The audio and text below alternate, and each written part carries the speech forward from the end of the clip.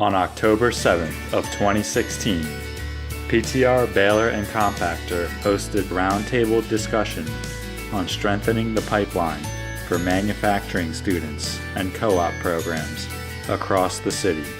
Good morning, everyone. Welcome to PTR. It's great to have you. It's an honor to have Mayor Kenney with us today, as well as students from Baldy Middle School, from Ben Franklin High School, and the Community College of Philadelphia, along with our partners from the Commerce Department, and the Manufacturing Alliance of Philadelphia, and the school district. The mayor expressed his appreciation for PTR's leadership in that area and wanted to say thank you in person on National Manufacturing Day. Not everybody has to go to college. We want everybody to fulfill themselves the way they want to fulfill themselves.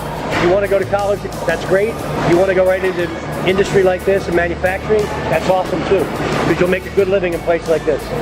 It is great to see the city of Philadelphia so engaged on the importance and success of manufacturing to our economy. PTR Baler and Compactor is very proud of the recognition and the role we all play in that effort.